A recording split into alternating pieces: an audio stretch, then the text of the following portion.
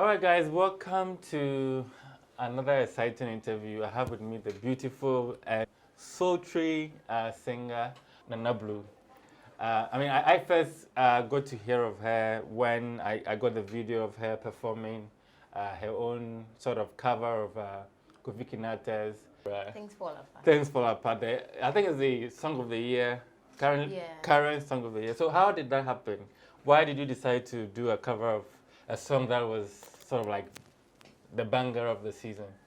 Okay, so you know Kofi Kinata is a fancy, so I've always loved him. Like, I have that kind of thing for him, not the other way. But then, you know, he's from our place, so I loved him already.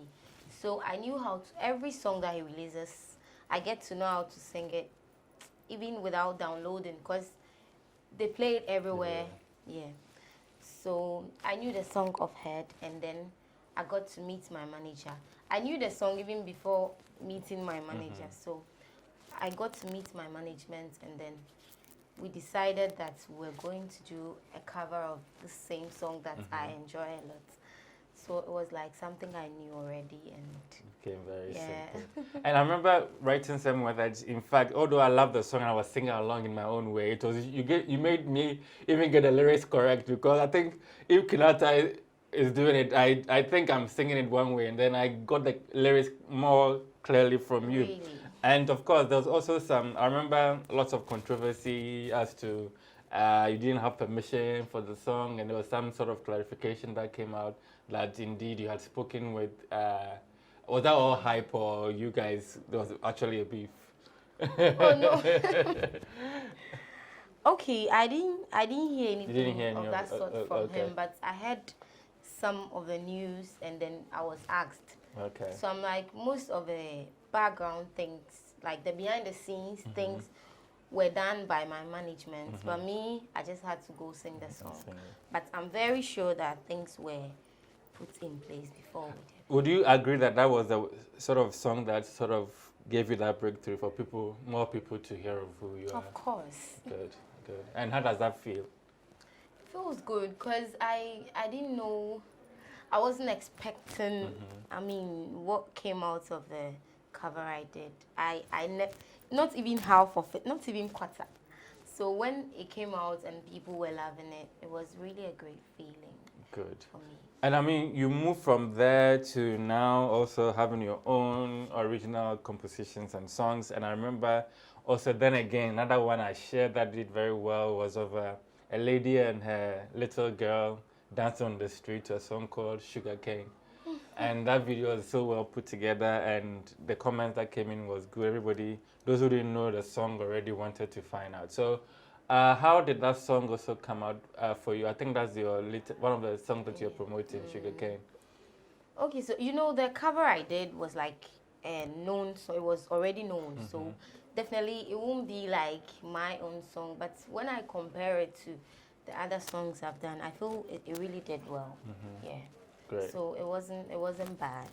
So how many songs have you had since that initial sort of showcase up to now?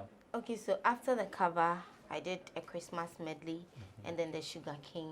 Then from there, when the Corona came, I did Save Us.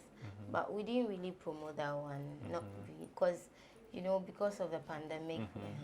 And then afterwards, I released No Pressure. No Pressure. Yeah, but within this week, there was a video out, Happy Birthday. It's not really any song, Giddy Giddy Bia, but it's just a happy birthday song. So if today is your birthday, you can go check out. I feel your approach to song or music has not been like giddy giddy. It's like you take your time, and sometimes, like you say, art should reflect life. And so you're going through something is happening, and you, in your own space, sort of create content around it, and I like that. And something coming new from you is an EP called This Is Highlife. So why did you come up with This Is Highlife as a title, and then give us a sense of how the EP is going to be like? Okay, so right from my infancy, you know, I stayed in a fishing community. No, I'm in state. Well, I know you're there. We're in fish. Everywhere you go, you see fish. So it's not like a really big place. See, funeral, no more like no way you pass. So each and every Saturday or Sunday, you hear those kind of songs. And so I knew a lot of those songs back then. Plus, my grandmom and my granddad really loved High Life. Okay, so it made me, I don't know, but I got some great sorts of happiness whenever I listened to High Life. So that is when I started getting feelings for it. So now I feel I should, people of our age don't really, some like it, but some don't really pay attention to it. So I'm like, I want to do something. This is High Life so that people will have the same feeling I'm having for it. Great. Yeah. It's good. It's called This Is Highlife. When you say This Is Highlife, like you said, growing up, you listen to particular kind of sounds which were more high life. But now over the years, even the high life, as you know, has been sort of adulterated to some degree and it has a different sound. Are you combining that with the very old one, or you're introducing your own brand of high life as well?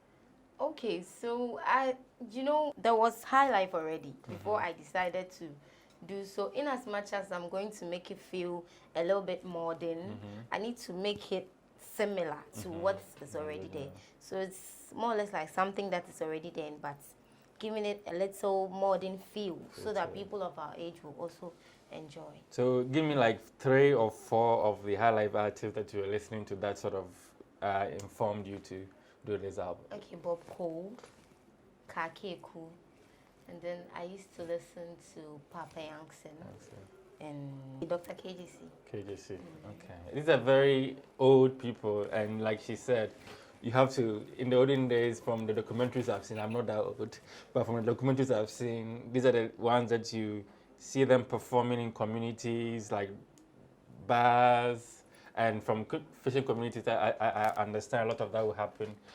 So tell us, how many songs are on the EP? 5. 5.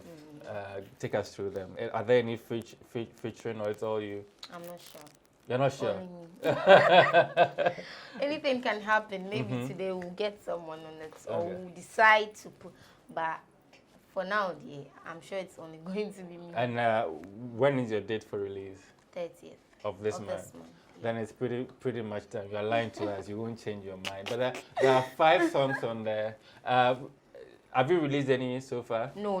So it's all going to drop on the day, and then you pick. I'm sure you guys are very good at videos. Your guy always puts his name on every video, so shooting videos will not be a challenge for you. I'm sure you shoot all 5 tracks. It's possible. It's possible.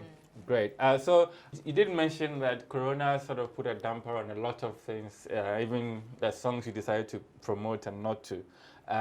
With things easing up, are you looking to sort of do any sort of touring, performances along the line?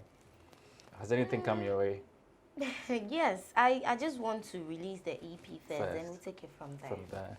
Good. And I'm also told reliably that you French is there.